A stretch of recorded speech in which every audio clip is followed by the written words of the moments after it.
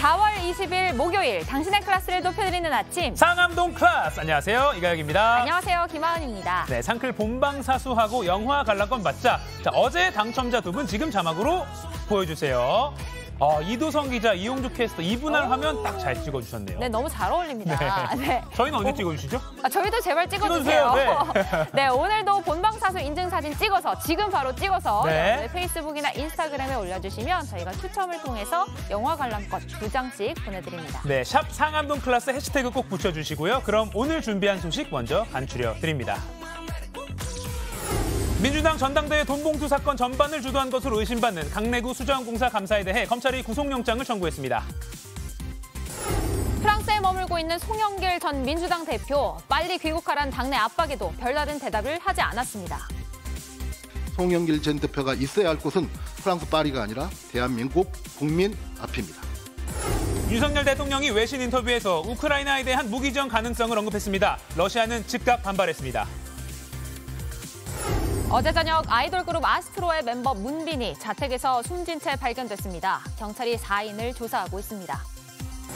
미국 정부가 발표한 보조금 받을 전기차 중에 미국차만 죄다 들어갔습니다. 현대차, 기아는 어떤 영향 받을지 분석해보고요. 드라큘라에게 취업 사기를 당했다. 영화 렌필드를 비롯해서 어제 개봉한 극장 영화 3편 추천해드립니다. 어제 낮에 정말 반소매 입어도 될 정도로 정말 더웠어요. 여름 날씨였어요. 네, 아스팔트에 그 아지랑이. 네, 보셨습니까? 4월에 보기 쉽지 않은데 어제 봤거든요. 네, 오늘은 그 더위가 남부지방에 더 집중된다고 하는데요. 자세하게 알아보겠습니다. 김민지 기상캐스터. 네, 오늘 수도권은 좀 선선해진 것 같은데 남부지방은 더 더워진다고요? 네, 어제는 마치 여름처럼 더웠는데요. 거리에도 외투를 벗은 반소매 차림이 많았습니다. 어제 서울의 낮 기온은 28.4도를 기록하며 15년 만에 4월 중순 최고 기온을 경신했습니다. 어제는 중부를 중심으로 덥더니 오늘은 남부에 이른 더위가 찾아왔습니다. 광주, 창원 27도, 대구는 30도까지 올라 덥겠습니다. 반면 서울은 하루 만에 기온이 뚝 떨어졌습니다. 서울의 낮 기온 18도로 어제보다 10도가량 내려갔는데요.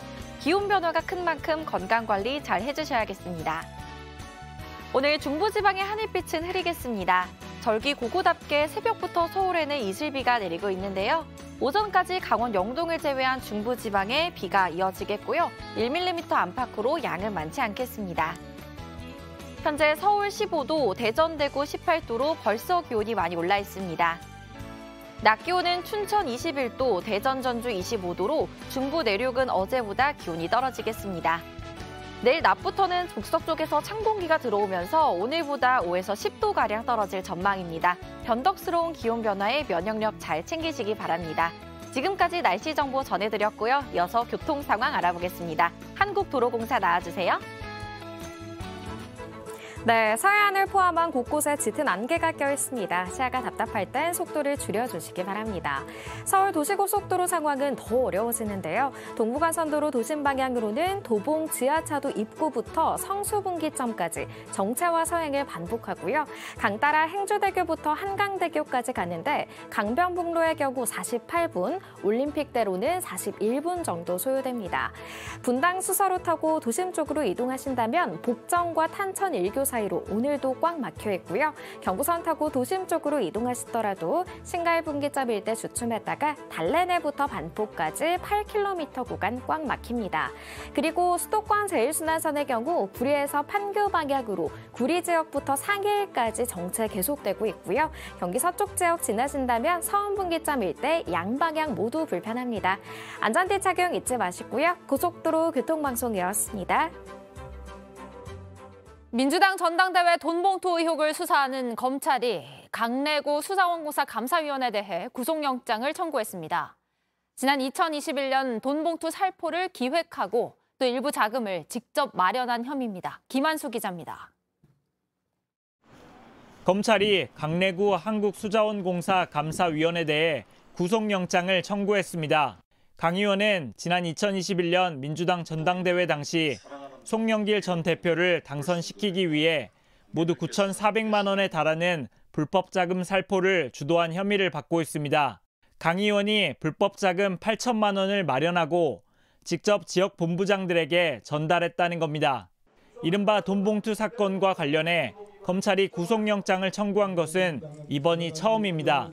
검찰은 지난 16일에 이어 어제 강 의원을 피의자로 불러 조사했습니다.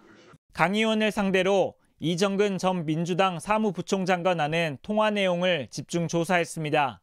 관석영이 마지막으로 의원들을 좀 줘야 되는 거 아니냐, 나한테 그렇게 얘기하더라고. 고민을 하고 있고요. 필요하다면 돈이 최고 쉬운 건데 뭐. 이 전 부총장이 돈봉투 살포를 인정하며 수사에 협조 중인 것과 달리 강 의원은 혐의를 부인하고 있는 것으로 전해졌습니다. 검찰은 강 의원의 신병을 확보해 돈봉투 살포 경위를 조사하는 한편 송 전 대표의 개입 여부를 확인할 방침입니다. JTBC 김한수입니다. 이번 돈봉투 사건과 관련해 송영길 전 대표가 돈봉투에 대해서 보고를 받고 일부는 직접 뿌린 정황도 저희가 전해드렸었는데요.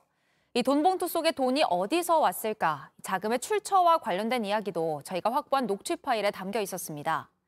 스폰서라는 말이 여러 번 나오고 심지어 스폰서가 돈을 내게 하는 기술도 언급이 됩니다. 오승열 PD가 취재했습니다. 민주당 전당대회 20여일 전 2021년 4월 10일 강내구 감사와 이정근 전 사무부총장의 통화입니다. 돈봉투에 필요한 자금을 마련할 인물, 이른바 스폰서로 사업가 김모 씨가 등장합니다. 필요하면은 누구한테 요구를 해? 저기한테? 한테? 아니, 사람이 그 사람밖에 없잖아요. 뭐 다른 스폰이 있어요? 김 씨는 돈이 필요할 때마다 언급됩니다. 월요일날 오면 밥값이 없다. 현찰로 좀 마련해줘라. 얘기해 놓으십시오. 얼마? 그러면은 1,000만 원 이렇게 얘기해야 돼. 그러면 얘는 100만 원을 생각하고 있다. 1,000만 원을 두드려 맞기 때문에 500을 갖고 옵니다. 아시겠죠? 진짜 완전 엑기스 전수해주네요. 김 씨는 전당대회 이후에도 당시 송영길 캠프 인사들과 밀접한 교류를 이어간 것으로 파악됐습니다. 뭐 이런 고리들한테 그냥 말하자면 그 사람들한테 맨날 용돈이나 얻어 쓰고 거기에 맞들려 있는 거 아니냐. JTBC 오승열입니다. 한편 민주당 초선 의원들은 기자회견을 열고 의혹의 핵심 인물인 송영길 전 대표의 빠른 귀국을 촉구했습니다. 당내 최대 의원 모임에서는 출당까지 언급이 됐는데요. 송 전 대표는 예고한 22일 파리 현지 기자회견을 앞두고 취재진과 만난 자리에서 수업에 들어가야 한다며 별다른 답변을 내놓지 않았습니다. 고석승 기자의 보도입니다. 이재명 대표가 송영길 전 대표의 귀국을 촉구한 지 이틀 만에 송 전 대표를 압박하는 목소리가 당 지도부에서 또 나왔습니다. 떳떳하다면 피할 이유도 미룰 이유도 없습니다. 송영길 전 대표가 있어야 할 곳은 프랑스 파리가 아니라 대한민국 국민 앞입니다. 당내 초선 의원 모임도 송 전 대표의 귀국을 촉구하는 기자회견을 열었고 민주당 최대 의원 모임인 더미래는 귀국 거부 시 가장 강력하고 엄중한 조치를 취해야 한다며 사실상 출당까지 언급했습니다. 당내에서 책임론이 커지는 가운데 송 전 대표는 프랑스 파리 현지에서 돈봉투 의혹이 불거진 후 처음으로 기자들과 만났습니다.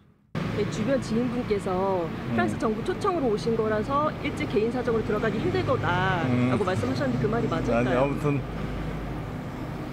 22일 날인가요? 우리가? 네, 22일. 아마 장소가 오늘 중으로 섭외가 되면 정하고 제가 수업이 있어서 들어가겠습니다.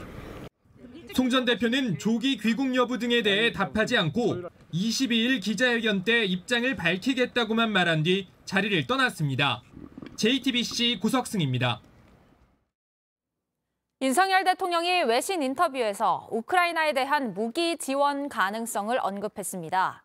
살상 무기를 지원하는 건 안 된다는 기존의 방침과는 달라 보입니다. 당장 러시아는 우리나라가 우크라이나에 무기를 전달하면 분쟁 개입이라며 반발했습니다. 김태영 기자입니다. 윤석열 대통령은 로이터 통신과의 인터뷰에서 러시아와 전쟁 중인 우크라이나에 무기 지원 가능성을 처음으로 내비쳤습니다. 윤 대통령은 민간인에 대한 대규모 공격, 국제사회가 도저히 묵과할 수 없는 대량 학살, 전쟁법을 중대하게 위반하는 사안이 발생할 때 인도적, 재정적 지원만 고집하긴 어려울 수 있다고 말했습니다. 미국의 요구에도 우리 정부는 전쟁 중인 국가에 살상 무기를 지원할 수 없다는 방침을 유지해왔습니다. 러시아와의 관계 악화 등을 우려해서입니다. 이와 관련 최근 유출된 미국의 기밀 문건엔 우크라이나에 포탄을 지원해달란 미국의 요구에 해법을 고심하는 고위 관계자들의 대화 내용이 담기기도 했습니다. 그런데 윤 대통령이 일부 단서를 달긴 했지만 기존 방침의 변화 가능성을 시사한 겁니다. 다음 주 미국 국빈 방문을 앞두고 미국의 요구에 응할 수 있다는 메시지를 우회적으로 밝히면서 상응 조치를 조율하려는 것 아니냐는 분석이 나옵니다. 하지만 무기 지원이 현실화될 경우 기존 정부 방침을 뒤집는 데다 러시아의 반발이 뻔한 만큼 파장이 불가피합니다. 실제로 러시아 대통령실은 한국이 우크라이나에 무기를 전달하면 확실한 분쟁 개입이라고 경고하고 나섰습니다. 대통령실 고위 관계자는 가정적 표현으로 답한 것으로 대통령실의 입장은 기존과 동일하다며 확대 해석을 경계했습니다. JTBC 김태영입니다. 캘리포니아주에서 가장 큰 부촌 베버리힐스 지역이 노숙자 텐트촌으로 골머리를 앓고 있습니다. 약에 취해 나체로 활보하는가 하면 약 기운에 살인까지 저지르는 등 심각한 사회 문제가 되고 있습니다. 로스앤젤레스에서 홍지은 특파원입니다. 대낮 길거리 한복판에 벌거벗은 한 여성이 버려진 소파 위에 누워 있습니다. 약에 취한 노숙자입니다. 도로 곳곳에 텐트가 줄지어 있고 쓰레기도 널려 있습니다. 이곳은 캘리포니아주 최대 부촌인 베벌리힐스 지역입니다. 유명 쇼핑몰에서 불과 600m 남짓 떨어진 이곳도 노숙자 텐트가 늘어서 있는데요. 값비싼 고급 아파트 앞도 예외는 아닙니다. 최근 노숙자가 밀려오면서 인근 업주들의 불만은 커지고 있습니다.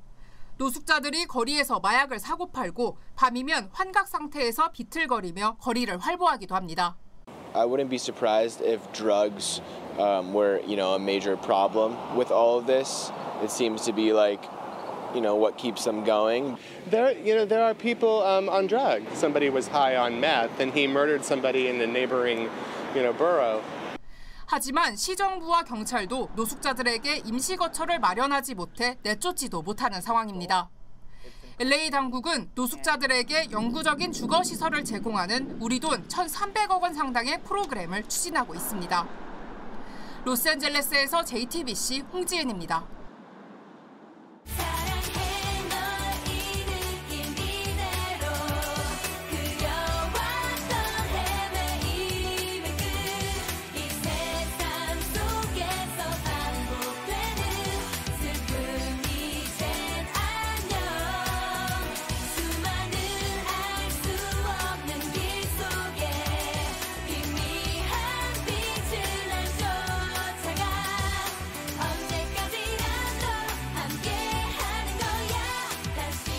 생방송 시청 인증하고 영화 관람권 받기 시청인증 사진 찍어서 여러분의 인스타그램이나 페이스북에 올려주시면 추첨을 통해서 영화 관람권 보내드립니다. 샵 상암도 클래스 해시태그 꼭 붙여주시고요. 오늘도 도시락 이슈 이도성 기자, 월드클래스 이용주 캐스터 나왔습니다. 안녕하세요. 안녕하세요. 안녕하세요. 반갑습니다. 안녕하세요. 뭐 하시는 거예요? 이거 장풍을 날리고 지수의 꽃 그 안무가 이렇더라고요. 요새 유행하더라고요. 오늘 제가 좀 튤립 같지 않습니까? 맞아. 소매. 그렇죠, 튤립 같죠. 소매에 곱창 끼고 나왔습니다. 오늘 저녁 대창 먹어요. 네, 오늘은 방금 그 이용주 캐스터랑 이도성 기자 두 컷 말고 저희를 좀 많이 찍어주시면 좋을 것 같아요. 네, 그럼 우리 도시락 열어볼까요? 네. 별걸 다 질투하시네요. 첫 번째 도시락 열어주시죠. 알겠습니다. 첫 번째 바로 가보도록 하겠습니다. 자, 뒤집어 보겠습니다. 하나, 둘, 셋. 빠밤. 네, 뜯어보니 60억인데요. 이게 항구를 통과한 컨테이너 안에 60억이 숨어 있었습니다. 현금이요? 현금은 아니고 현금이었으면 어떻게 될지 몰랐는데 이 몰래 들여온 담배였습니다. 이 수출용 담배를 숨겼다가 딱 걸렸는데요. 영상 먼저 보시죠. 네, 지금 보이는 저 화물차, 저게 베트남에서 온 컨테이너를 실었는데요. 부두를 빠져나오는 걸 뒤따라가 봤더니 여기서 저렇게 화물을 옮겨 실었어요. 그리고는 저게 또 어디론가 갔습니다. 이 목적지로 신고한 곳이 아닌 엉뚱한 방향이었는데 세관 단속반이 멈춰 세우고 포장을 저렇게 벗기니까 저 건축용 합판이 나왔습니다. 근데 여기까지는 신고된 대로예요. 근데 저거를 또 안을 저렇게 뜯어내서 뭔가 있나 들어봤더니 지금 나온 저것이 이 국산 담배였습니다. 당시 상황 다시 한번 보시죠. 네. 상태로 한번 들어봤어요. 야, 저걸 저기에 숨기다니 진짜 영화 같아요. 기가 막히다. 겉으로 봤을 때는 전혀 모르겠어요. 그러게요. 영화나 드라마 같은 데 가면 책에다가 맞아. 돈이나 뭐 이런 거 숨기려고 파놓고. 파가지고 이렇게 거기다 숨겨놓잖아요. 그런 거랑 비슷한 구조였어요. 저 합판 자체가 이 담배를 숨기기 위해서 특수 제작됐다고 합니다. 저런 용도로 만든 겁니다. 이 담배 한 포 두께에 딱 맞춰서 만들었고요. 이 모두 42포를 넣을 수 있었습니다. 이 90장이 한 묶음인 합판에다가 이 가운데를 판에서 만든 건데요. 그리고 위아래다가 이 정상적인 합판이 쌓인 것처럼 위아래 덧댔습니다. 이런 합판 한 묶음을 30단 높이로 쌓아서 모두 1260포씩 숨겼습니다. 이게 다 해외로 팔렸던 수출용 담배가 저렇게 떨어져 있네요. 그러니까 수출용에는 세금이 안 붙으니까 국내보다 저렴하게 사고 다시 몰래 우리나라로 들어와가지고 그 차익을 좀 노린 거군요. 네, 맞습니다. 정확한데요. 원래 그러면 안 되죠. 그러니까 세금을 안 내고 면세를 해주는 거죠. 수출용이니까. 해외에서 팔라고. 그래서 싼데 그걸 몰래 들여왔던 겁니다. 이 수출용 국산 담배는 국내 유통된 담배에 비해서 가격이 한 10% 정도밖에 안 된다고 해요. 상당히 싸죠. 들여와서 반값에만 팔아도 사실 이득인 셈입니다. 이 밀수 조직 2000년 2월부터 지난해 11월까지 베트남과 캄보디아 등지에 나갔던 국산 담배 13만 포를 들여온 것으로 드러났습니다. 이게 시가로 치면 무려 60억 원. 처음에 말씀드린 60억 원어치입니다. 와, 근데 저 방법이 너무 독특하고 신박한 것 같아요. 네. 어쩜 저런 생각을 했을까? 아니, 저 머리를 왜 저런 데 써요? 그러니까요. 그리고 흡연자의 한 사람으로서 말씀드리자면 맞다, 예. 여러분들 우리가 세금을 많이 내고 있거든요. 흡연자들 권리를 조금 더 찾았으면 좋겠습니다. 갑자기? 갑자기. 너무 뭐라 그래? 권리를. 담배 피는 거 하고. 말할 수 있죠. 흡연자 입장에서 그렇게 얘기해. 아무튼 이건 흡연 찬반염을 떠나서 밀수 얘기입니다. 맞아요. 그렇죠. 밀수 얘기입니다. 한 포를 10,000원 정도에 들여와서 2만 원에 팔았다고 합니다. 그러면은 뭐 2배 정도니까 꽤 많이 남겨 먹었겠죠. 이미 한 3만 갑 정도로 유통해서 4억 원 정도를 챙겼다고 합니다. 이 단속을 피하기 위해서 창고를 그 낡은 창고를 막 여러 번 옮겨 다니면서 밀수를 했는데 그래도 다 결국 이렇게 잡힙니다. 밀수 하시면 안 돼요. 네. 이 세관은 범행에 가담한 6명을 관세법 위반으로 붙잡았고요. 이 40대 총책 등 3명은 구속해서 검찰에 넘겼습니다. 우리나라가 담배를 팔 수 있는 사람이 정해져 있잖아요. 근데 맞아요. 담배 판매업자가 아니라 다른 사람이 갑자기 뭐 담배를 대량으로 가져와서 판매한다. 싸게 판다. 이런 게 있으면 신고를 해야 됩니다. 어디로 해야 되면 국번 없이 125번이라고 125. 하나, 둘, 다섯. 관세청 신고 번호인데 국번 없이 125 꼭 기억해 주시고요. 다음 도시락 열어주시죠. 125. 네, 125. 기억하겠습니다. 네. 자, 뒤집어 보겠습니다. 두 번째 거고요. 하나, 둘, 셋. 빠밤. 네, 차단해달라인데요. 최근 한 고등학생이 인터넷 라이브를 방송을 켜둔 채 숨지는 일이 일어났습니다. 맞아요. 전해드렸던 그 소식인데 이 사건의 배경으로 한 온라인 커뮤니티 게시판이 지목됐는데요. 영상 먼저 보시죠. 네, 여기가 이제 우울증 갤러리라는 이름이 붙은 인터넷 페이지입니다. 자유롭게 글을 올릴 수 있는 게시판인데요. 여기에는 지금 저희가 뿌옇게 처리는 했지만 이 극단적인 내용의 글이 정말 잔뜩 올라와 있었습니다. 네. 이 지난 16일 숨진 학생은 평소 이 게시판 이용자였던 것으로 알려졌는데요. 이 게시판에 글을 올렸던 한 20대 남성이 당시 이 학생을 만났다가 무서워서 도망쳤다라는 취지의 글을 남겼다고 합니다. 저런 게시판이 있는 거를 전 몰라서 그 사건을 이제 들은 다음에 저기 가봤는데 저기가 저는 그 우울증을 뭐 치료를 하자, 뭐 다 같이 힘내자, 뭐 그런 갤러리인 줄 알았는데 그게 아니라 누가 더 우울한지 자랑하는 갤러리더라고요. 그래요? 그래서 이거는 보면서 약간 이건 좀 문제가 있다 네, 생각이 그렇게 들었어요. 느꼈군요. 네, 맞습니다. 많은 사람들이 이용주 캐스터가 생각하는 것처럼 느꼈을 것 같은데요. 네. 이번 사건이 있었던 즈음 이곳에서는 막말이 막 올라오기도 했다고 합니다. 경찰은 이 사이트 측과 방송심의위원회에 이 게시판에 대한 접속을 차단해달라고 요청한 것으로 확인이 됐습니다. 이 게시판이 이번 사건과 직접적인 연관이 있는지는 뭐 아직 조사를 해봐야 하는 상황이기는 하지만 혹시나 모를 2차 피해와 모방범죄 그리고 추가 피해자를 막기 위해서라고 설명을 했습니다. 저희 취재진이 이 게시판 이용자 중 한 사람을 직접 만나봤는데요. 한번 그 이야기 들어보시죠. 약 정보를 찾기 위해서 우울증 갤러리에 왔는데 나도 이 정도면 해도 괜찮겠다 싶어가지고 이제 더 심하게 하게 되고 우울증 갤러리라는 게 10대가 많기 때문에 당연히 폐쇄돼야 돼. 요즘에 온라인상에서 너무 무분별하게 이런 안 좋은 정보들이 좀 오가고 쉽게 공유가 되는 것 같아요. 네, 맞습니다. 아무래도 이제 소셜미디어가 발달하다 보니까 그럴 수밖에 없었나 싶은 생각이 드는데요. 통계적으로 봐도 그렇습니다.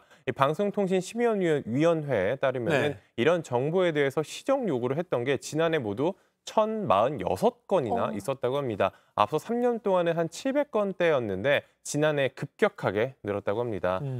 우울감 등 말하기 어려운 고민이 있거나 주변에 이런 어려움을 겪는 가족이나 지인이 있을 경우에는 상담 전화 등을 통해 24시간 전문가의 상담을 받을 수 있다는 점 꼭꼭 기억해 주셨으면 좋겠습니다. 네, 근데 또 짚고 넘어가야 될 건 이번 사건을 두고 이 성착취 같은 범죄 의혹도 제기가 되고 있어요. 네, 맞습니다. 그런 범죄 때문에 이번 일이 벌어졌다 이런 의혹 제기가 계속해서 있었는데요. 경찰이 이 학생이 연관이 있는 것으로 지목된 남성들에 대해 입건 전 조사, 그러니까 보통 내사라고 하죠. 여기에 들어갔다고 합니다. 이게 정식 수사를 하기 전에 범죄 혐의점이 있는지 파악하는 단계인데요. 이 경찰 관계자는 인터넷에 떠도는 이야기들이 사실인지 확인하는 단계라고 설명을 했습니다. 성착취 등이 확인되지 않다고 하더라도 이 집을 떠난 미성년자를 보호자의 동의 없이 데리고 있기만 해도 범죄가 성립될 수 있습니다. 그러니까 그 얼마 전에 그 인터넷 생중계를 하면서 투신한 그 여학생이 혹시 성착취에 관련돼서 피해자일 수 있다고 추정이 지금 나온다는 거예요. 그런 가능성이 계속 제기되고 있는 겁니다. 그리고 이것도 좀 수사가 잘 진행이 돼야 될 것 같습니다.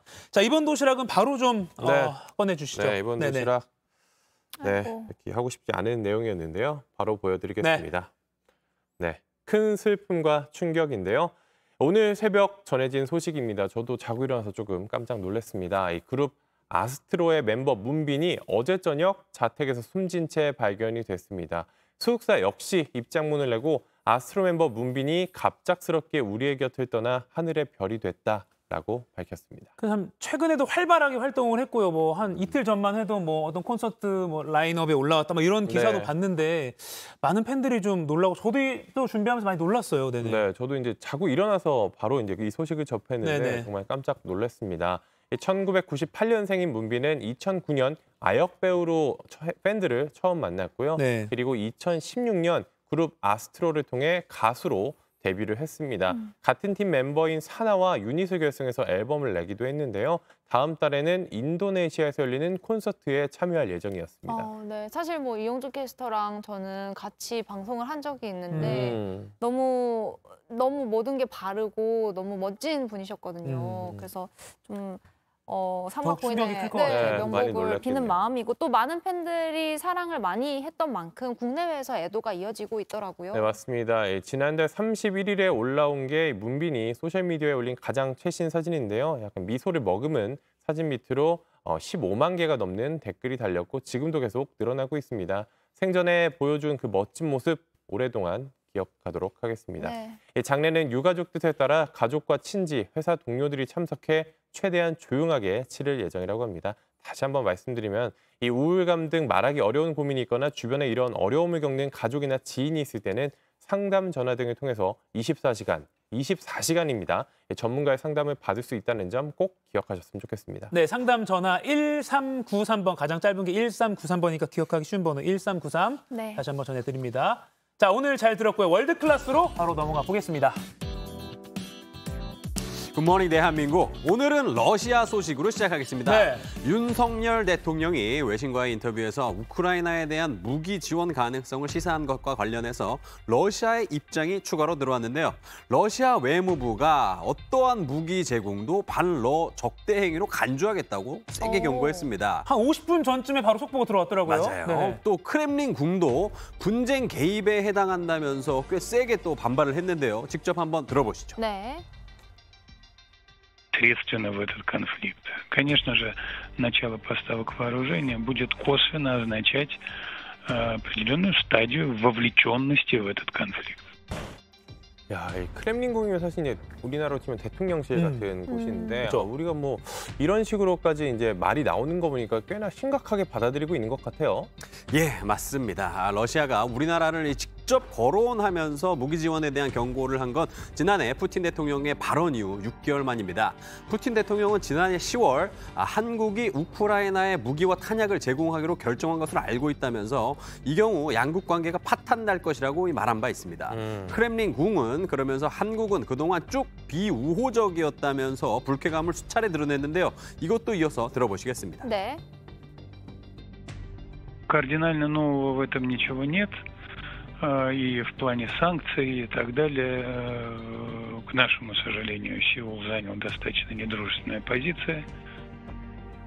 이렇게 러시아 크렘린궁 대변인 발언들이 나오니까 우리 대통령실도 어젯밤에 또다시 입장을 냈습니다. 좀 보면 페스코프 대변인의 언급은 가정적인 상황에 대해서 언급한 것이다. 그래서 코멘트하지 않겠다 이렇게 밝혔고요. 또 윤 대통령의 그 로이터 통신 인터뷰 내용을 정확히 읽어볼 것을 권한다라고 했는데 좀 양국이 센 말들이 좀 오가면서 조금 긴장이 커지고 있는 것 같습니다. 예, 맞습니다. 그런데 러시아 측에서 더 센 발언도 나왔습니다. 네. 푸틴 대통령의 최측근인 드미트리 메드베데프 러시아 국가안보회의 부의장은 북한에 대한 최신 무기 지원을 할 수 있다는 협박까지 했는데요. 북한을 거론했군요. 네, 그는 이 텔레그램을 통해서 우리의 적을 돕고자 하는 새로운 열성가가 등장했다면서 그 나라 국민이 러시아의 최신 무기가 그들의 가장 가까운 이웃이자 우리의 파트너인 북한의 손에 있는 것을 볼 때 뭐라고 할지 궁금하다고 일갈했습니다. 그러면서 그들 말대로 퀴드 프로 큐, 주고받는 대가라고 위협하기도 했습니다. 야, 만약에 우리나라가 우크라이나에 무기 지원을 하면은 러시아는 북한에게 하겠다. 뭐 이런 식으로 좀 되게 위협적인 발언을 한 거네요. 노골적으로 경고를 했네요. 예, 여기에 주한 러시아 대사관도 홈페이지에 살상 무기를 공급하기로 한 결정이 양국 관계를 파괴할 것이라는 논평을 올리며 압박에 가세했습니다. 그러니까 윤 대통령이 처음에 그 로이터와 인터뷰한 게 그러니까 다음 주에 한미 정상회담이 있으니까 미국이 뭐 무기 지원 원하면 우리가 해줄 거를 뭐 고려할 수도 있다 이렇게 언급을 해서 그러니까 우리도 원하는 거 미국이 해달라. 그러니까 협상력을 좀 확보하는 차원이다. 이런 분석도 있긴 한데 아무튼 한러 상황이 심상치 않은 것 같아요. 근데 러시아가 뭐 이미 지난해 2월에 서방의 그 대러시아 제재, 그러니까 서방이 러시아를 향해서 이제 제재를 하고 있는 것에 한국이 동참하고 있다는 이유로 이미 우리나라를 비우호국으로 지정을 했잖아요. 네. 그러니까 앞으로 두 나라 사이의 긴장도가 상당할 것 같아요. 네, 그 비우호적이라는 단어가 좀 어렵다면 비호감이다. 뭐 이렇게 보시면 될 것 같아요. 자, 이런 가운데 우리나라 시간으로 오늘 새벽 미국이 3억 2,500만 달러, 우리 돈 4,300억 원 규모로 우크라이나에 추가 무기 지원을 한다고 발표했거든요. 푸틴의 심기가 매우 좋지 않을 것 같은데 불똥이 괜히 우리에게 또 튈지 매우 걱정되는 바입니다. 자, 다음 소식 넘어가겠습니다. 지금 화면에 지금 사진 하나 보이시죠? 요 사진은 세계적인 사진 대회에서 우승한 작품입니다. 잘 찍은 것 같은데요? 예, 어딘가를 쳐다보는 여성, 그 뒤로 이 나이 든 여성이 어깨에 손을 얹고 있습니다. 느낌 있죠? 의미가 있네. 예, 전기공이라는 제목의 이 빛바랜 사진은 얼마 전 세계 최대 사진 대회에서 1등을 차지했습니다. 1등이요? 진짜 잘 찍었어요. 근데 이 반전이 있어요. 알고 보니까 이 사진 사람이 아니라 AI가 만들어낸 이미지였습니다. 이 사진을 AI가 그린 거예요, 그러면? 네, 작가가 일부러 AI를 시켜서 이 이미지를 만들려고 한 거예요. 예, 해당 작품이 수상작으로 뽑히자 그제야 AI로 만든 사진임을 밝히면서 수상을 거부했는데 직접 들어보시죠. I wanted to see if competitions are prepared for AI images to be handed in, and they are not. It's very important that they are aware that there will be more and more AI-generated images. 작가는 이 사건을 계기로 사진으로 봐야 하는 것과 그렇지 않은 것에 대해 폭넓은 토론이 이루어져야 한다고 강조했습니다. 그러니까 AI가 만든 결과물을 예술로 볼 수 있는지, 인간은 거기서 어떤 감동을 받을 수 있는지 본격적인 논쟁이 시작된 것 같습니다. 충격이네요. 네, 지금까지 월드클래스였습니다.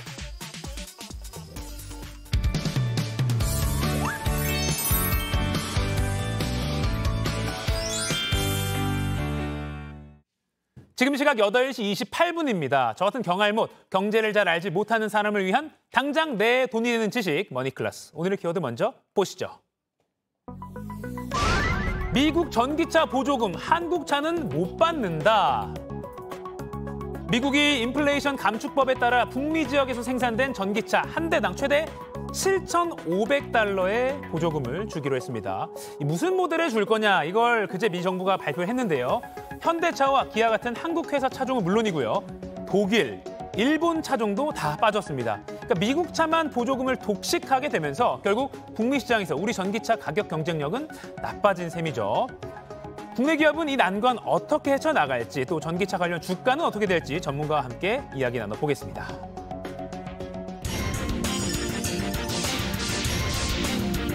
경제의 맥을 짚어주는 도사님 정철진 경제평론가와 함께 오늘도 맥 한번 짚어보겠습니다. 안녕하세요. 네, 안녕하십니까. 이 뉴스가 많이 나오는데 솔직히 제가 자세히는 몰라서 오늘 기대를 하고 있어요. 왜냐하면 미국에서 우리 기업들이 전기차를 파는 거에 대한 그러니까 얼마나 잘 팔리냐에 대한 그 관건이 달린 그런 정책인 거잖아요. 네. 자, 근데 이제 정부 보조금을 미국에서 받으면 그러니까 더 싸게 팔릴 수 있으니까 소비자한테 더 선호가 되는 건데 네. 이번에 거기서 우리가 빠지게 된 거고. 그러면 이 미국 정부의 보조금은 어떤 차들이 받는 거예요? 그렇습니다. 인플레이션 감축법. 약간 뭐 인플레이션을 줄인다라는 건데 이제 그거에 대한 의미는 조금 이따 설명을 하겠고요. 이 중에 하나가 전기차죠. 이 전기차를 살 경우에 일정 조건을 맞추면 7,500달러, 최대 1,000만 원의 일종의 세제 혜택을 준다라는 것이 이번에 포인트입니다. 작년 8월부터 실시가 됐었는데 실은 최근에 규정이 훨씬 더 강화됐고요. 여기에서 이제 미국 당국에서 정확히 콕 집어서 그럼 이 지원 혜택을 받을 수 있는 차종을 이야기를 한 건데요. 네. 자, 표를 볼까요? 전기차만 16종, 하이브리드까지 합쳐서 이제 22종인데요. 전기차만 놓고 보면 다 미국 차입니다. 그러네요. 하고 여기에 보면 테슬라 같은 경우에는 모델 3, 모델 Y가 다 포함이 됐던 이런 것들을 보면 여기에 현대 기아차가 안 보이죠. 네. 예. 물론 예측은 됐었지만 실질적으로 이렇게 콕 집어서 나오게 되니까 네.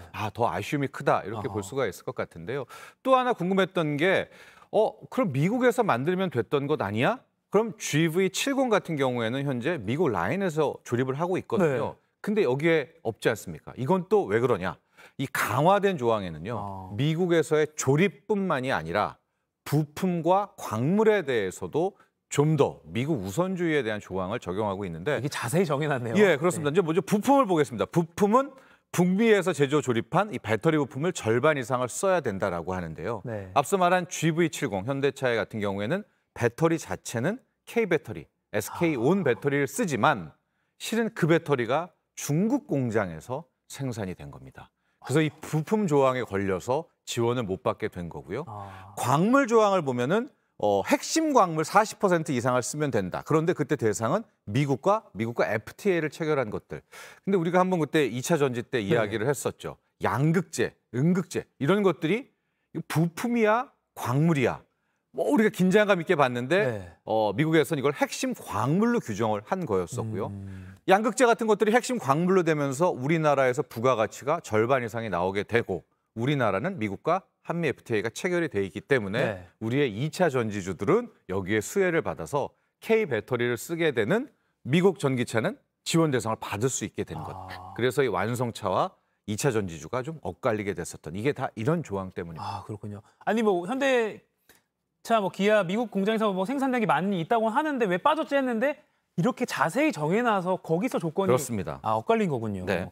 자, 그러면 뭐 불행 중 다행이라고 할까요? 경쟁차인 뭐 일본 브랜드나 독일 브랜드도 같이 빠졌기 때문에 뭐 좀 안심해도 된다라는 분석도 있긴 한데 아무튼 이렇게 너무 대놓고 미국이 자기 나라 차 브랜드만 이렇게 밀어주는 거 왜 그런 거예요? 그렇습니다. 앞서 이제 인플레이션 감축법 IRA가 잘 보면 인플레이션 줄이는 것과 관련이 없다 이렇게 오늘 좀 떼지 않았었습니까? 하나하나 내용들을 좀 보면 글쎄요 좀 의혹이 살 만한 대목들이 많이 있습니다. 결과적으로 미국이 이 IRA를 통해서 전기차라는 게 새로운 산업 아니겠습니까? 이 모든 것들을 미국이 가져가려는 것 아니야? 뭐 부품부터 완성차까지 모든 전기차 공급망을 미국이 다 가져가려는 거. 여기 지금 미국 내 투자 활성화라는 표현을 썼지만 완곡하게 미국이 다 가지려는 법안 아니야? 하고 두 번째, 실은 전기차가 또 배터리에서 상당히 강한 나라가 중국이거든요. 그러니까 중국 견제. 너네들한테는 중국한테는 이거 절대 안 줄 거야. 왜냐하면 당장 미국 하니까 중국에 공장 안 짓고 미국에 공장 짓고 중국이 상대적으로 배제가 되겠죠. 아마 그런 법안의 속내가 있지 않나 또 이런 생각도 해봅니다. 역시 미중 갈등이 여기서도 드러나는 거군요. 자국 뭐 우선주의 이런 말도 그래서 나오는 거고. 그러면 이제 미국 차에만 보조금을 주게 되면 당장에 미국 시장에서 이제 우리나라 현대차, 기아 어떻게 할 거냐, 밀리게 되는 거 아니냐 이런 우려가 나오는데 좀 어떻게 전망을 하십니까? 그렇습니다. 그런 우려가 있을 수가 있고요. 안타까움도 있는데 실은 이번에 지원받는 차종 앞서 16 정도 발표가 되고 했지만 팔리는 기준으로 보면 테슬라가 거의 다 팔리기 때문에 이번 보조 혜택, 세금 지원은 테슬라가 오롯이 받는다. 이렇게 우리가 생각을 하시면 될 것 같은데 근데 최근 미국 내 전기차 판매량을 한번 보십시오. 테슬라가 압도적이죠. 그런데 현대차도 만만치가 않았었습니다. 평판도 좋았고 인기도 좋았기 때문에 만에 하나 이번에 지원금을 받아서 거의 뭐 500만 원이든 1000만 원이든 더 가격의 경쟁력이 낮게 좋아지게 된다면 추격하는 발판이 될 수가 있거든요. 그러니까요. 물론 이제 일본차 뭐 폭스바겐도 못 받아서 다행이다라고 생각할 수도 있겠지만 좀 우리가 더 치고 나갈 수 있는 기회를 놓쳤다라는 아쉬움이 있습니다. 또 하나가 오늘 이제 새벽에 미국의 테슬라 실적을 발표했는데 매출은 어느 정도 맞췄다고 치더라도 지금 순이익 같은 경우가 거의 24% 정도 급감을 해서 지금 주가도 시간 외에서 거의 한 5% 이상 급락을 하고 있거든요. 즉 이렇게 좀 테슬라가 주춤주춤하고 막 한 사이에 우리가 IRA 세금 지원과 함께 확 치고 나섰으면 하는 그런 아쉬움이 좀 남는 대목입니다. 그렇군요. 그래서 현대차, 기아 이제 앞으로 미국 시장에서 뭐 이렇게 대응하겠다 좀 이야기가 나오는 것들이 있죠, 시장에서. 그렇죠. 가만히 있을 수가 없죠. 그래서 여러 가지 지금 대응 방법들이 있는데 현재 조지아주에 짓고 있는 공장 있지 않습니까? 이게 이제 2025년에 완공이 되는데 속도를 좀 앞당기자는 거예요. 단 6개월이라도 좋으면 1년 정도 앞당겨서 빨리 그 전기차 공장 라인을 돌리는 그런 방법이 하나가 있겠고요. 앞서 말한 것처럼 지금 미국 공장에서 나오는 내연기관차 라인 중 일부를 전기차로 일단 바꿔서 생산을 하고 문제는 거기에 들어가는 부품, 배터리지 않습니까? 이 배터리도 우리의 뭐 LG 에너지 솔루션이라든가 SK온이 중국 공장이 아니라 미국 공장에서 만든 이 배터리를 끼우면 되지 않겠습니까? 그래서 이 현대차, 기아차가 또 이런 우리 K배터리 회사들과 전략적 어떤 뭐 제휴까지는 아니어도 함께 힘을 모색하자. 이런 식으로 여기에 이 보조, 세금 지원 혜택 정책을 뚫어나갈 그럴 방법을 갖고 있습니다. 그러니까 사실은 말씀하신 대로 이게 뭐 갑자기 예측 불가의 상황이 나온 건 아니고 안 들어갈 확률이 크다, 우리가 보조금 못 받을 확률이 크다라고 좀 시장은 다 예견하고 있었던 거군요. 그렇습니다. 그렇군요. 그래서 시장 얘기를 좀 더 하자면 이제 투자자분들이 정말 이 뉴스를 관심 많이 가지고 봤을 텐데 자, 이런 이번에 미국 결정이 우리나라 뭐 현대차, 기아 관련 주식이나 또 전기차, 배터리 관련 주가에는 좀 어떤 영향을 주게 될까요? 아마 이 발표가 난 첫날에 현대, 기아차 주가 거의 2% 이상 급락을 했었는데 그때도 뭐 여러 차례 말씀을 드렸지만 이 뉴스가 갑자기 나왔거나 뭐 뜬금없이 나왔거나 뭐 예측 불허가 아니라 널리 알려진 거였었기 때문에 이 엊그제 나왔던 주가 급락은 오히려 일종의 차익 실현 매물이었었고 어제 실은 뭐 기아차 같은 경우는 상당 부분 주가 회복이 있었던 부분입니다. 그러니까 앞으로의 이제 주가의 흐름들을 좀 궁금할 것 같은데요. 이건 최근에 이제 현대차 주가입니다. 올라왔다가 좀 빠지게 됐었는데 자, 여러분 이렇게 생각을 한번 해보시죠. 우리가 내연차가 있잖아요. 그리고 전기차가 있지 않습니까? 내연차의 생명은 엔진이죠. 그래서 내연차의 라인을 보면 이 완성차들이 가장 높이 평가를 받고 협력업체, 부품업체, 2차 협력업체 오히려 이제 여기가 의리되는 구조인데 전기차는 정반대입니다. 오히려 리튬 같은 광물에서부터 양극재에서부터 세트라고 하죠. 완성형 배터리부터 하고 맨 마지막이 완성차거든요. 이게 역순이라고 보시면 돼요. 근데 최근에 주가 흐름을 보면 리튬이라든가 원자재 가격 급등, 또 2차 전지의 핵심 광물 급등, 또 2차 전지 완성 배터리 가격 급등. 시세가 거의 안 나온 게 전기차, 완성차 부분이었었거든요. 그래서 뭐 앞으로 이번에 이 보조 세금 지원 혜택도 못 받게 됐지만 시세, 주가적 차원에서는 뭐 2차 전지가 엄청나게 올랐기 때문에 이에 보조에 맞춰서 한번 완성차 쪽은 어떻게 흘러가는지도 한번 주목해 보시면 어떨까 하는 생각하죠. 저 같은 경험을 못하는데 방금 그게 되게 신기하게 다가온 게 역순. 생각해보니까 진짜 지금까지 내연기관차는 뭐 엔진 잘 만드니까 정말 그 우리가 아는 현대차 그룹 그게 제일 핵심이고 그다음 막 부품 회사들에 대해서 눈여겨봤는데 지금 이제 광물부터 시작해서 배터리 배터리죠. 보고 마지막에 이제 이런 현대차 그렇습니다. 조립하는 완성하는 역순으로 확인해야 된다. 이것도 좀 좋은 시각을 좀 넓힌 것 같습니다. 지금까지 머니클래스 정철진 경제평론가 이야기 나눠봤습니다. 고맙습니다. 감사합니다.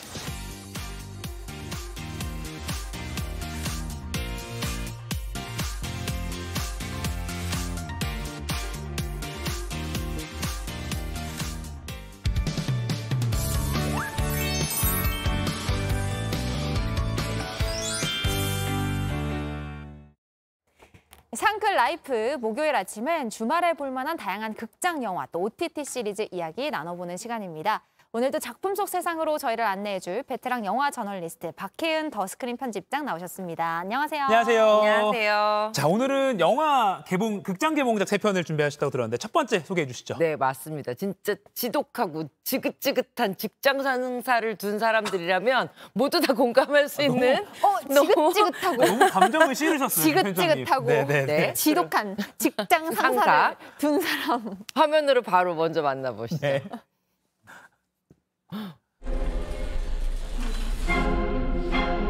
My boss, he's different. Some call me the Dark One, others the Lord of Death. To most, I am Dracula. 와, 그러니까 은유적인 표현의 드라큘라가 아니고 지금 진짜 흡혈귀가 직장 상사라는 거죠? 그렇죠. 드라큘라가 나의 직장 상사다. 정말 피를 쪽쪽 빨리는 것 같은 그 공포. 그런데 이 어제 개봉한 렌필드라는 제목의 영화에서 보실 수 있는 것처럼 제목이 드라큘라가 아닙니다. 렌필드 바로 드라큘라의 시종으로 굉장히 유명한 캐릭터죠. 이 작품에서는요. 90년 동안 드라큘라 이 상사의 갑질을 당해온 집사 렌필드가 드라큘라의 품을 떠나서 그러니까 직장을 탈출하는 이야기를 담고 있어요. 니콜라스 케이지가 조금 전에 보셨던 것처럼 드라큘라를 연기했고요. 니콜라스 홀트가 이 그를 벗어나려는 렌필드 연기했습니다. 두 연기 잘하는 니콜라스가 만난 작품이기도 해요.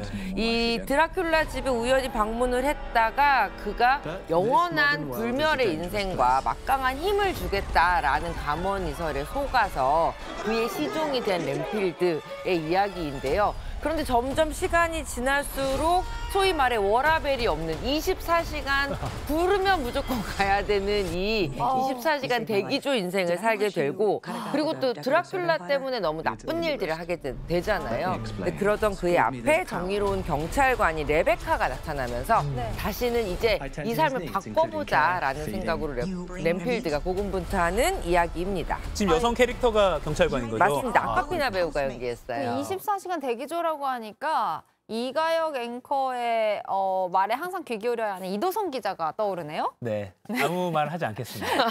근데 드라큘라라고 하면 사실 공포물의 조상급 캐릭터잖아요. 네네네. 이미 렌필드에서는 조금 비틀어서 다른 이야기를 풀어가는 거네요. 예, 맞습니다. 드라큘라 지금까지 뭐 굉장히 많은 작품으로도 리메이크 됐고 만들어졌었는데 이번 작품에서는 드라큘라보다는 드라큘라의 그 주변 인물들에 대한 이야기, 렌필드라는 캐릭터를 끌어올리면서 우리가 익숙히 알고 있는 이야기를 완전히 새롭게 좀 바꿔놓았는데요. 특히 드라큘라는 공포영화에서 가장 많이 묘사된 캐릭터로 기네스북에 올라있는 캐릭터이기도 해요.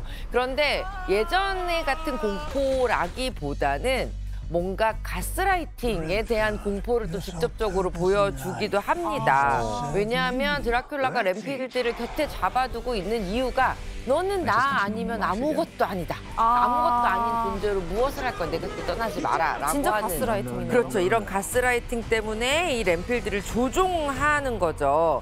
이 드라큘라의 캐릭터를 속성을 아주 좀 새롭게 현대적으로 보여주면서 또 이 직장 상사에게 고통받는 렌필드라는 인물을 굉장히 공감 어린 현대인으로 만들어버리는 이 비틀기 굉장히 재미있고요.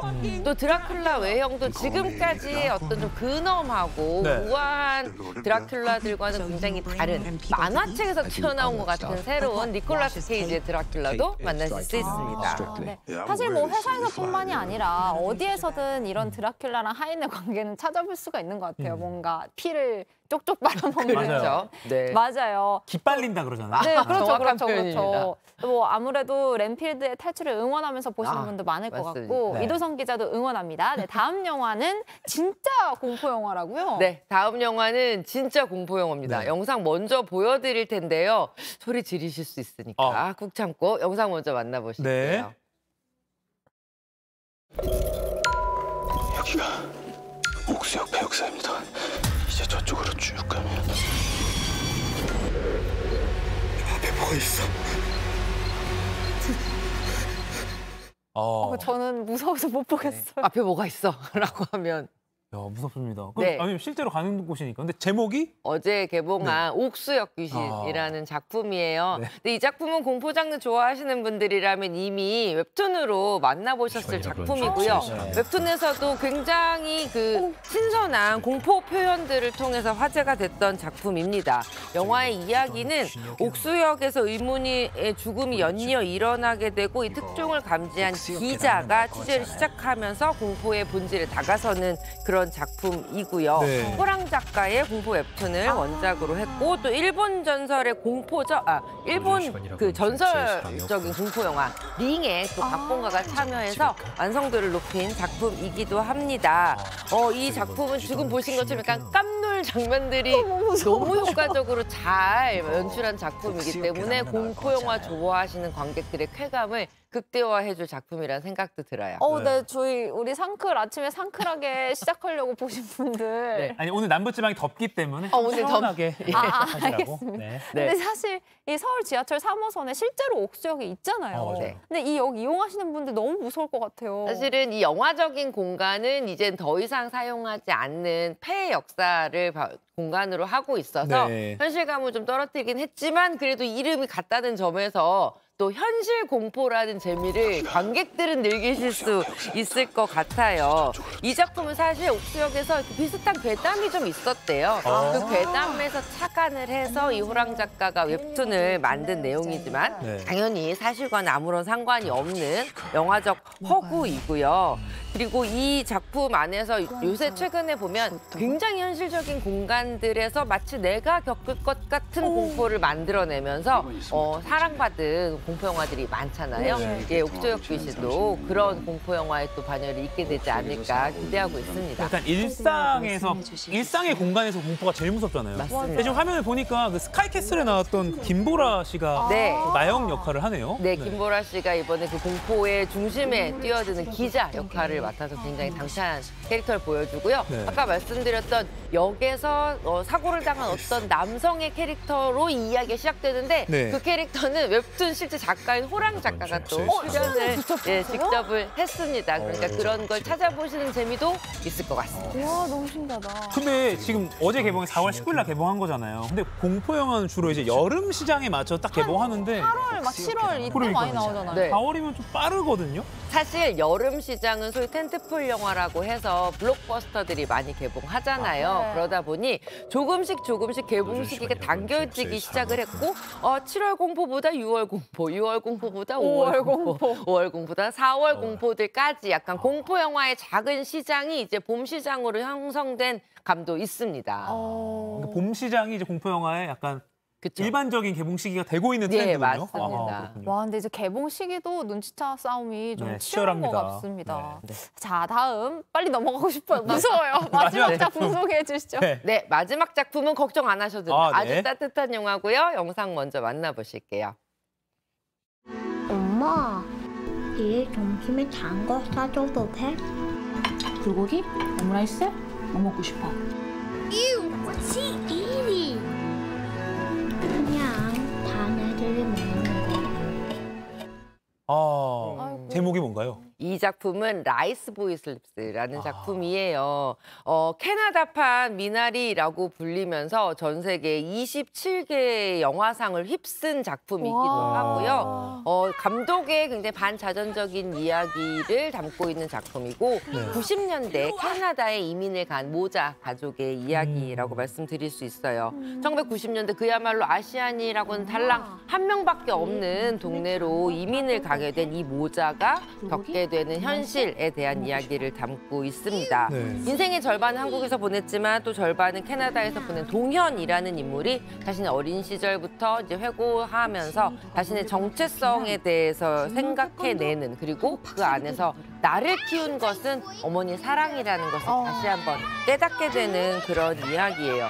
제목 보셨겠지만 이 라이스보이 슬립스라는 이 라이스보이가 유일하게 쌀을 먹는 소년이라는 뜻으로 붙여진 이름이기도 하고요. 이 작품에 어떤 의미를 담고 있는 또 복선으로도 작용하기 때문에 영화 보시면 보시고 나서 약간 먹먹한 마음을 가지실 수 있을 것 같습니다. 그 밀보이들이 밀보이들이 밀보이들이 지금 라이스보이를 밥보이를 괴롭히는 놀리고. 거잖아요. 아까 이게 눈 찢는 장면도 나왔는데 이게 흔히 뭐 스포츠 팬들한테도 그런 맞아요. 논란이 있지만 이렇게 뭐 동양인 비하할 때 눈 찢는 거 있는데 스스로 해보면서 약간 그런 슬픈 장면들을 지금 반추하는 것 같은데 좀 먹먹할 것 같아요. 네네네. 이 작품은 작년 부산국제영화제에서 먼저 공개가 돼서 굉장히 크게 호평을 받았던 작품이기도 하거든요. 이 라이스볼 슬립스 같은 경우는 어린 시절 동현처럼 직접 캐나다에서 이민 생활을 했던 이 앤서니 심 감독이 자신의 이야기를 그 아이가 성장하는 과정에 아주 담뿍 담아냈고요. 가장 중요한 것 중에 하나는 이 엄마 캐릭터라고 보시면 돼요. 지금까지 한국 영화에서 나왔던 아이들에게 막 희생하는 엄마의 모습과는 또 다른 실제로 현실 안에서 누구보다 강하지만 누구보다 자유롭고 그 자식을 해외에서 키우기 위해서 고군분투하는 그러면서도 굉장히 솔직한 강인한 어머니, 한국의 어머니를 보여주고 싶었다는 게 앤서니 심 감독의 굉장히 중요한 이 작품을 만든 이유였다고 합니다.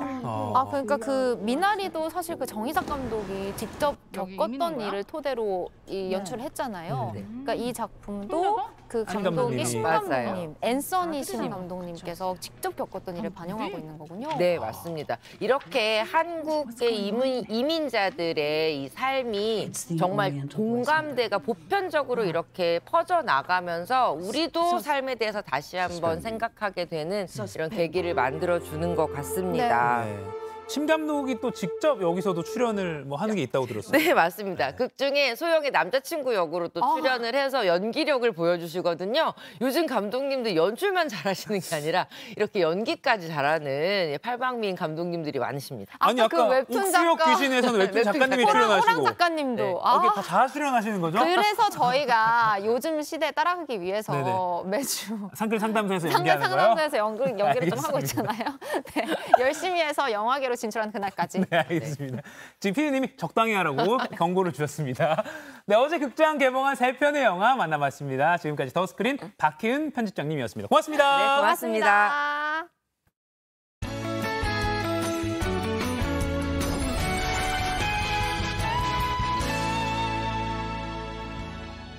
봄의 마지막 절기이자 봄비가 내려 곡물을 기름지게 한다는 고구답게 오늘은 중부에 이슬비가 내리겠습니다. 1mm 안팎으로 양은 많지 않겠고요. 오늘 오전까지 비가 이어지겠습니다. 어제는 중부를 중심으로 덥더니 오늘은 남부지방이 덥겠습니다. 광주가 27도, 대구가 30도까지 올라서 때 아닌 여름 더위가 예상됩니다. 서해상의 바다 안개 유입으로 비 소식 있는 중부지방은 대체로 흐리겠고요. 고온 현상 보이는 남부지방의 하늘은 맑겠지만 오늘 오전까지 안개가 짙겠습니다. 현재 서울 15도, 대전, 대구 19도에 머물러 포근하겠습니다. 낮 기온은 서울이 18도, 대전 25도로 중부 내륙은 어제보다 낮겠습니다. 다음 주 초반에는 제주를 시작으로 전국에 비 소식 있겠고요. 내일 낮에는 북서쪽에서 찬 공기가 유입되면서 오늘보다 5에서 10도가량 떨어질 전망입니다. 날씨였습니다. 요즘 날씨가 정말 변덕스럽네요. 네. 이럴 때일수록 저희가 전해드리는 날씨 정보 잘 참고하셔서 대비 잘 하시면 좋겠습니다. 네, 날씨 막내 김민지 캐스터가 오늘 봄의 마지막 절기 고구라고 소개를 해줬는데요. 여름이 시작되는 입하까지 이제 보름 정도 남았습니다. 벌써요? 네. 지금 이 배경음악이 이문세의 봄바람이거든요. 이거 들을 날도 얼마 안 남았네요. 맞아요. 남은 봄 건강하게 상쾌하게 즐겁게 보내시길 바라면서 오늘 상암동 클래스 여기서 마치겠습니다. 여러분 오늘도 상쾌하세요. 여기 아득하게 인사를 하시죠? 네. 봄아 가지마. 가지마. 고맙습니다.